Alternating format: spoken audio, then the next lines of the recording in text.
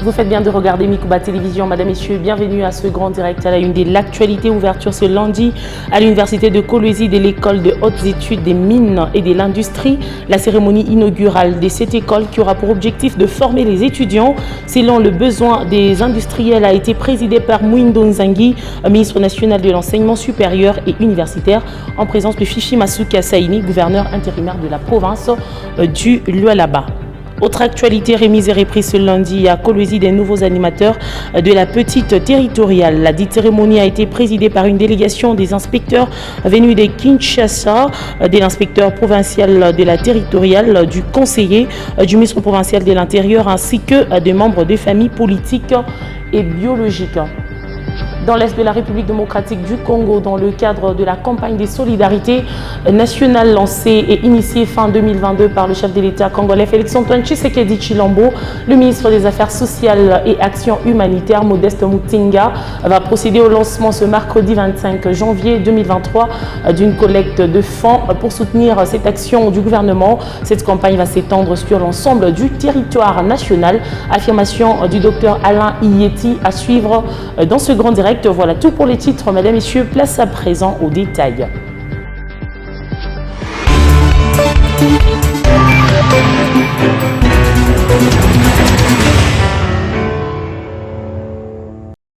L'information, c'est l'heure sur Mikuba Télévision. Encore une fois, mesdames, messieurs, bienvenue à ce grand direct. La Commission électorale nationale indépendante a évalué l'opération d'enrôlement des électeurs dans l'ère opérationnelle 1 au regard des statistiques enregistrées et des recommandations faites par la SENCO et l'ECC. La centrale électorale a décidé de prolonger l'opération d'identification et d'enrôlement à la première ère opérationnelle du pays dans une communication faite les dimanches 22 janvier 2023. La CENI est revenue sur ce qu'a été l'opération jusqu'ici et a annoncé les débuts de ces opérations dans la deuxième ère. Et pour les Congolais de l'étranger, vous pouvez suivre le point avec Patricia Nseya, rapporteur de la Commission électorale nationale indépendante, dans cet extrait choisi par Louis Fatou. Le monitoring opérationnel de la CENI jusqu'au 21 janvier 2023 se présente de la manière suivante. Centre d'inscription prévu, 9200. Centre d'inscription ouvert, 8901, soit 97%. Centre d'inscription non ouvert, 299, soit 3%.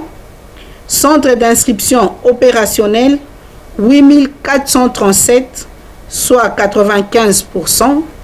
Centre d'inscription non opérationnel, 464, soit 5%. S'agissant des statistiques des enrôlés, nombre d'électeurs attendus, 18 694 542. Nombre d'électeurs enrôlés, 7 910 679, soit 37,9%. Nombre d'enrôlés par sexe. Hommes, 4 068 147, soit 57%. Femmes, 3 023 532, soit 43%. Concernant le nombre d'enrôlés par cas spécial, nombre d'enrôlés à l'horizon 2024, 325 582, soit 4,5%. Nombre d'électeurs enrôlés par témoignage, 759 307, soit 37,9%. Nombre d'électeurs enrôlés sans empreinte, 167 455, soit 2,3%. Nombre d'électeurs enrôlés sans iris, 26 591, soit 0,3%. Mesdames et messieurs, de ce qui précède et eu égard aux statistiques avancées ci-dessus, la CENI s'est réunie en assemblée plénière en vue d'évaluer et analyser objectivement la situation observée sur terrain. Il ressort de cette analyse qu'un nombre important de la population ne s'est pas encore fait enrôler. Néanmoins, le management de la CENI reste confiant quant à la suite de cette opération dans l'AO1. En outre, la CENI trouve pertinente et fait sienne les observations faites par les partenaires au processus électoral pour une rallonge de délai de l'opération d'identification et enrôlement des électeurs en cours dans la première ère opérationnelle. Après débat et délibération, la CENI décide d'accorder une période de rattrapage de 25 jours additionnels à l'opération d'identification et enrôlement des électeurs dans la première ère opérationnelle à partir de la date de clôture initialement prévue, ce 23 janvier 2023, tel que repris dans le calendrier électoral. Ceci pour permettre à toute la population en droit de voter d'être en possession de la nouvelle carte d'électeur. Par ailleurs, la CENI rappelle que l'opération d'identification et d'enrôlement des électeurs dans la deuxième ère opérationnelle débute ce mercredi 25 janvier 2023. Et dans l'enseignement supérieur et universitaire en République démocratique du Congo, seules 26 universités sont autorisées à inscrire en première licence de leur faculté de médecine, indique le ministre de l'ESU, Mwindo Nzangi, dans une note circulaire le dimanche 22 janvier 2023. Dorsa Mouteb nous en parle. Les quotas des recrutements en première licence du système LMD à la faculté des médecines biomédicales sont d'au moins 700 étudiants par université pour toute la RDC, selon les directives de l'année académique 2022-2023. Cependant, l'UNIKIN dispose de 900 étudiants alors que les universités de Lubumbashi et de Kisangani en ont chacune 800 étudiants. Le quota des 600 étudiants est accordé à l'Université Congo tandis que l'Université de Goma, l'Université catholique de Graben, l'Université officielle de Bukavu et l'Université officielle de Mujimai ont chacune un quota des 500 étudiants à recruter en première licence médecine. Le quota des 300 étudiants est attribué aux universités de Kindu, Tumbe, Kikwit, Mandaka, Bandundu, Kolwezi, ainsi que l'université évangélique en Afrique et aux universités Simon Kimbangu, mais aussi l'université protestante du Congo. Lors de la publication des résultats de l'enquête de viabilité et de l'audit organisationnel diligenté par le ministre Mwindo Nzangi, dès juin en août 2022, seuls 16 établissements universitaires ont été autorisés d'organiser la faculté de médecine. Cette liste de 26 établissements prend en compte la réouverture de certaines facultés de médecine fermées à l'issue de cette enquête de viabilité et la création de la dite faculté dans quelques établissements de l'ESU en RDC. En effet, cette enquête de viabilité tenait pour critère la disponibilité notamment des infrastructures adéquates d'un corps professoral requis des cliniques universitaires pour former des médecins de qualité correspondant aux standards internationaux. Toujours en éducation, le ministre national de l'enseignement supérieur et universitaire a ouvert ce 23 janvier au site de Moussampo l'école des hautes études des mines et de l'industrie de l'université de Kolwezi en présence de Fichi Masuka Saini, gouverneur intérimaire, ainsi que des autorités académiques de Kolwezi et de Lubumbashi. Cette école, dont la leçon inaugurale a été dispensée ce même jour, vise à former les étudiants selon le besoin des industriels. Reportage de Léopold Kingu et Emmanuel Katandé. Au cours de la cérémonie de l'ouverture de cette haute école de mines et de l'industrie qui a réuni autorités politico-administratives, personnel académique et étudiants, le professeur Yvon Mwengwe, recteur de l'université de Kolwezi, a au nom de la conférence de chefs d'établissement supérieur du Lolaba et au nom de l'UNICOL remercié toutes les autorités politico-administratives pour les efforts dans les secteurs de l'enseignement supérieur, parmi lesquels l'ouverture de cette haute école qui résoudra les problèmes d'employabilité des jeunes. Il s'agit de l'implication et de la volonté particulière, louable à l'œuvre du social du peuple et de reconstruction menée par le président de la République et chef de l'État. La création de la haute école des mines et de l'industrie constitue une réponse aux problèmes de la société, dans ce sens qu'elle vise la formation de nos jeunes, renforce les capacités, réduit les problèmes d'employabilité dans les entreprises minières locales.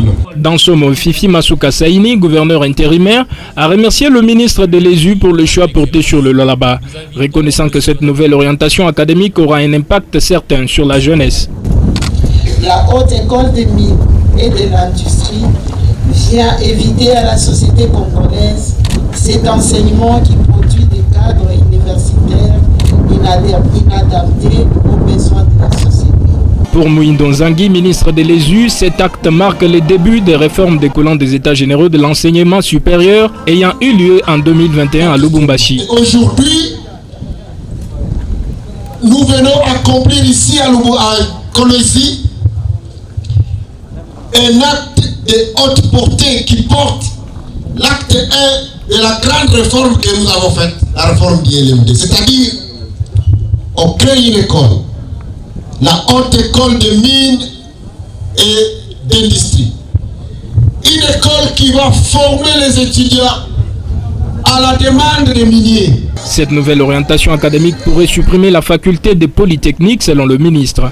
La leçon inaugurale a été dispensée en présentiel ce même jour par le professeur Jean-Pierre Tchibangu, expert en mines et professeur émérite de l'université de Mons en Belgique. Les nouveaux animateurs de la petite territoriale à Kolwezi ont été investis ce lundi 23 janvier 2023 par une délégation des inspecteurs venus de Kinshasa. La cérémonie des remises et reprises entre les bourgmestres entrants et sortants de Manika et d'Ilala s'est déroulée en présence de l'inspecteur provincial de la territoriale, du conseiller au ministère provincial de l'Intérieur et de membres de familles biologiques et politiques des nominés. Michael Mutwila et John Mema nous en parlent dans ce reportage. C'est d'abord à la commune de Dilala où la délégation des inspecteurs conduite par l'inspecteur provincial de la territoriale a procédé à la cérémonie de remise aux reprises entre la bourgmestre entrant et sortant. Tout a commencé par la lecture du procès verbal de remise aux reprises revenant sur la situation générale de la commune lu par la comptable au nom du bourgmestre sortant empêché. Monsieur Deogracias Kalubunda Kasongo, bourgmestre sortant, et Madame Françoise Mangouej Kahawa, bourgmestre entrant de la commune de Dilala, avons procédé à la remise et reprise de la gestion générale de la commune de Dilala de la manière suivante. Primo, situation politique.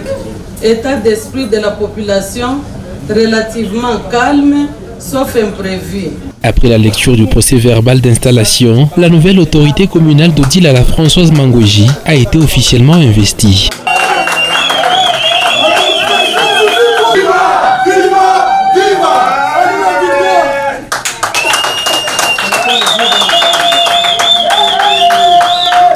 Après avoir reçu les clés de bureau et du charroi automobile, la bourgmestre a été conduite dans les différents bureaux pour la visite. Enthousiaste, Françoise Mangouji rend grâce à Dieu, appelant à l'accompagnement de la population pour matérialiser sa vision pour cette entité. Je rends d'abord grâce à Dieu, le maître des circonstances et des temps, qui m'a permis aujourd'hui d'être bourgmestre. Je remercie aussi mon parti politique qui m'a soutenu depuis le début jusqu'à aujourd'hui. Je remercie aussi le secrétaire général qui m'a permis, qui m'a fait confiance. Ce que le bureau avait retenir de moi, je suis une mère à grand cœur. Mon prédécesseur est parti, il a fait quelque chose. C'est la continuité, on va continuer avec le travail. Sûrement, on va mettre aussi notre touche. Les bourgmestres sortants laissent par ailleurs plusieurs projets en gestation pour la modernisation de la commune et une somme en caisse disponible évaluée à 433 000 $ américains. De là, la délégation s'est rendue à la commune de Manika pour le même exercice. Ici, Thierry Sambumba et son adjoint sont investis après remise aux reprises avec le chef de bureau. C'est dans un climat serein de fête que la cérémonie s'est clôturée. Ces cérémonies des remises et reprises se sont poursuivies à la mairie de Kolwezi où le nouveau locataire de l'hôtel des villes a été investi par cette délégation des inspecteurs venus de Kinshasa sous la supervision du ministre provincial de l'Intérieur et Sécurité Deoda Kapenda représentant la gouverneure intérimaire du Lualaba Fifi Masuka Saini. L'ambiance était festive dans l'enceinte de la mairie de Kolwezi où le membre de famille politique biologique ainsi qu'ami de maître Jacques Massango Kindele et son adjointe ont pris part, éléments bien élaborés à suivre dans nos prochaines éditions. Et puis le Forum national de la jeunesse a organisé une conférence le samedi 21 janvier à l'amphithéâtre des Listia. Au cœur de cet échange, l'entrepreneuriat au Lualaba. Plusieurs intervenants ont défilé devant l'assistance pour exposer sur les différentes notions en vue de créer et booster l'esprit entrepreneurial dont les chefs des jeunes, Exaucé Ngoy et Emmanuel Katande, nous en parlent. La conférence sur l'entrepreneuriat tenue au Lualaba a vécu ce week-end grâce au soutien de l'autorité provinciale, ici représentée par le ministre de l'entrepreneuriat. Bijou Kabuta a lors de sa prise de parole soutenu que l'entrepreneuriat est une solution au problème de chômage dans notre société. En effet, l'entrepreneuriat qui consiste à se créer son propre emploi est la meilleure des réponses au chômage. Il faut noter que la création d'entreprises génère des revenus pour le pays de façon globale dans tous les secteurs d'activité et en particulier dans le domaine du numérique où les niveaux généraux peuvent être immenses au regard des investissements requis. Le Forum national de la jeunesse, organisateur de ces assises, a réuni entrepreneurs, juristes, économistes, enseignants, étudiants. À tour de rôle, les intervenants ont partagé leurs connaissances, expertise dans ce domaine. Ici en RDC, désormais, les gens s'adonnent à la politique pour devenir millionnaires. Mais je veux vous surprendre que pour devenir millionnaire, ça ne suffit pas d'entrer en politique. Si vous entrez en politique pour espérer être millionnaire, donc vous êtes détourneur des deniers publics. Avant de clôturer les interventions, Séraphin Kassagi, président du FNJ, a entonné l'hymne de la jeunesse dont il est l'auteur.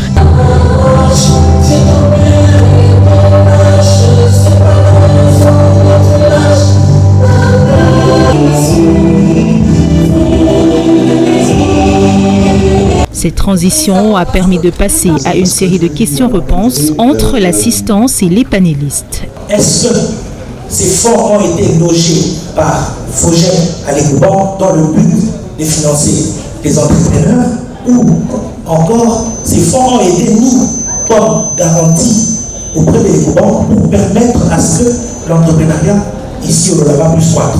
Riche était cet événement qui s'est clôturé par la présentation des membres du comité provincial du FNJ, Forum national de la jeunesse.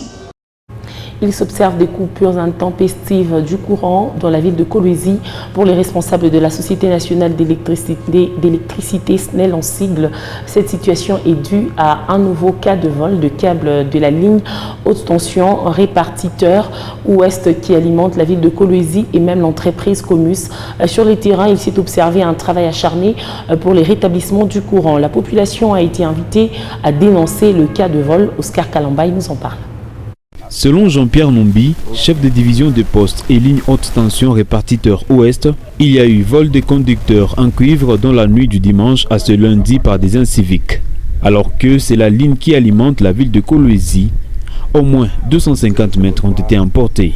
Avec l'appui matériel d'une entreprise minière de la place sur le terrain, s'est effectué 100 heures pour pallier le problème. Néanmoins, la bonne nouvelle est que les conducteurs en cuivre qui étaient restés ont été remplacés par l'aluminium, a-t-il fait savoir. À la question de savoir si les éléments de sécurité sont présents dans le site, le chef de division a répondu affirmatif, mais la grande préoccupation est celle de savoir si ce sont des effectifs qui posent problème. Nous travaillons avec les éléments de sécurité dans nos installations. Il y a les éléments de la JR sur les lignes haute tension. Il y a les éléments de la FRDC. Bon, je ne sais pas si leur nombre n'est pas suffisant pour contrôler tous les points de la ligne. Jean-Pierre Nombi a tout de même invité la population à dénoncer les actes d'incivisme et de protéger le patrimoine de l'État. Après ces travaux, nous sensibilisons la population de bien garder le patrimoine de l'État, puisqu'après le phénomène vol de conducteurs en cuivre, il y a un autre phénomène vol de cornières. En volant les cornières aux pylônes à tension, les pylônes sont fragilisés et risquent de tomber. Si ça tombe, la population va rester dans les noirs. Alors que la population puisse veiller, dénoncer les inciviques chaque fois qu'il y aura ces cas. Les conséquences de ce manque de courant est ressenties sur toute la ville de Kolwezi où seuls les vombissements des groupes électrogènes sont entendus. L'appel est également lancé aux décideurs par le chef de division des postes et lignes de Kolwezi afin que la sécurité soit renforcée. Depuis quelques semaines, il s'observe également une hausse vertigineuse du prix de la farine de maïs sur le marché de Kolwezi, chef de la province du Lualaba. Un sac de farine de maïs qui se vendait à 23 000 est passé à 35 voire 40 000 francs congolais. À notre passage, ce lundi 23 janvier, dans différents lieux des négoces, les vendeurs ont donné la raison de cette montée de prix dans ce récit de Sarah Sambo. L'instabilité du taux d'échange est la raison majeure de cette hausse des prix de la farine de maïs, explique Odon, vendeur à Moussompo. C'est depuis la semaine passée, d'emblée, que nos dollars est mati. C'est depuis la semaine passée que le taux d'échange est vraiment instable. Certains font à 215, d'autres à 220, voire 225. Voilà pourquoi vous avez constaté une hausse du prix des farines. Il y a ceux qui vendent à 36 000, 38 000 et 40 000 francs congolais. 36 000 francs, raison pour laquelle vous avez constaté à côté, il y a 38, 40, 35. Donc, raison que non, les dollars et mati, une situation qui met en difficulté les paniers de la ménagère. Un appel est lancé aux autorités compétentes pour résoudre ces problèmes.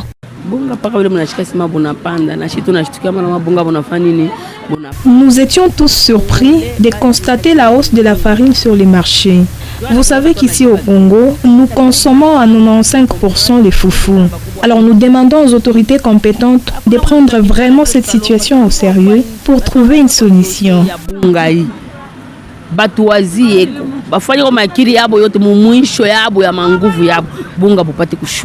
À part cette situation, plusieurs autres denrées des premières nécessités ont connu une hausse vertigineuse de leurs prix. Comment juguler la flambée de prix du maïs sur le marché et sortir le Kasaï oriental de la crise alimentaire? Le gouvernement provincial multiplie des stratégies pour endiguer ce fléau. Il vient notamment de créer un programme de réserve stratégique. À ceci s'ajoutent plusieurs autres initiatives allant dans le sens de soutenir les paysans et d'encourager tout investissement dans le secteur agricole au Kasaï oriental. Plus d'explications avec le gouverneur de province Patrick Mathias Kabeya dans ce reportage.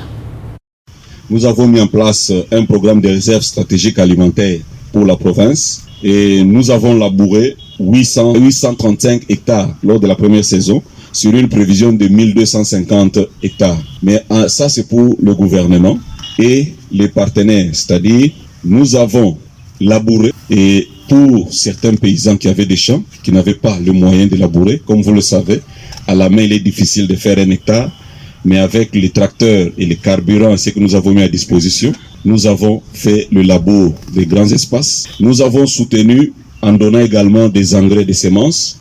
Sur ce point-là, la province, compte tenu des difficultés et de l'apport que nous attendions de partenaires, tant le gouvernement national que le partenaire ITA, vu que cela a pris du retard, nous avons donné des engrais, pas à tout le monde, on a donné à certains, et d'autres, on les a encouragés à planter en attendant que la province ait le moyen et que le gouvernement national et les partenaires nous donnent ce qui était prévu lors de nos échanges. Et pour ce faire, l'ITA est déjà là. Ils ont déjà commencé et la semaine prochaine, on aura une réunion d'évaluation avec eux par rapport à ce qu'ils devraient faire pour le parage, c'est-à-dire Chilenge et Katanda.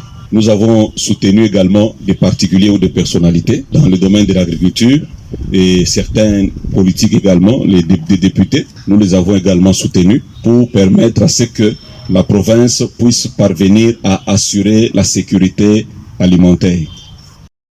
Le ministre des Affaires sociales et Action humanitaire Modeste Moutinga lancera mercredi 25 janvier 2023 à la campagne des collectes des fonds dans le cadre de la campagne des solidarités nationales lancée fin 2022 par le chef de l'État congolais Félix-Antoine Tshisekedi Tshilombo. Selon le secrétaire général aux actions humanitaires et solidarité nationale, Dr Alain Ieti, cette opération s'étendra partout au pays. Les détails sont à suivre dans ce reportage. reportage de Patrick Sialiwa.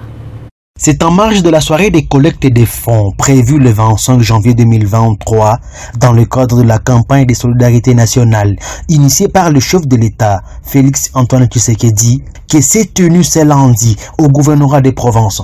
Une rencontre réunissant l'autorité provinciale, le lieutenant-général Ndima Kongba Constant et la délégation du ministère des Affaires sociales et Actions humanitaires conduite par Dr Alain Ieti, son secrétaire général. Nous venons ici comme une équipe d'avance à la mission de collecte de fonds en faveur des victimes de catastrophes et situations d'urgence.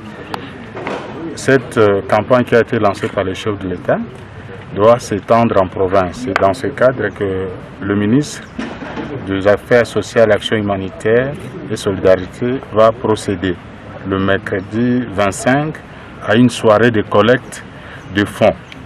Et nous venons préparer cette collecte et avant cela, il y aura aussi une assistance d'urgence à 2000 ménages parmi ceux qui sont ici dans la province du Nord Kivu.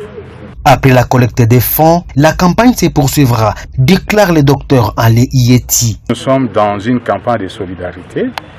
Nous allons insister et sensibiliser pour que toute la population, dans un élan de solidarité, se sente concernée d'assister ceux qui sont en difficulté. Et c'est dans ce sens que ici nous lançons pour ceux qui sont victimes de catastrophes, mais ça doit être un caractère qui doit s'intégrer dans notre vie quotidienne.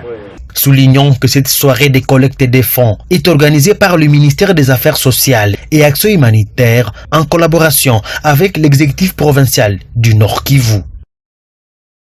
Et au chapitre des commémorations, à l'occasion de la célébration de la journée mondiale de manuscrits, la rédaction de Mikuba s'est interrogée sur la place des manuscrits à l'avènement du numérique, vu l'allure que prend les numériques. Certains écrivains, à l'instar d'Ikos Rukal, estiment que les manuscrits sont incontournables dans l'accouchement des idées qui doit conduire à la rédaction d'un ouvrage. Grâce Kalong nous signe ce reportage. L'évolution du numérique semble prendre de l'avantage sur les manuscrits. Malgré ces pas des géants dont fait preuve le numérique, Ikos Rukal, écrivain de son état, reste sceptique et pense que les manuscrits restent indispensables. De toutes les façons, que ce soit dans le premier cas ou dans le deuxième cas, il y a d'abord la conception, et puis ce qui a été conçu est couché sur papier, et on écrit à la main. Cet écrit à la main, c'est cela que l'on appelle manuscrit. Cette œuvre originale de l'esprit soit faite à la main de l'auteur, ou que cette œuvre originale de l'esprit soit dactylographiée, eh bien le nom n'a pas changé, c'est toujours le manuscrit.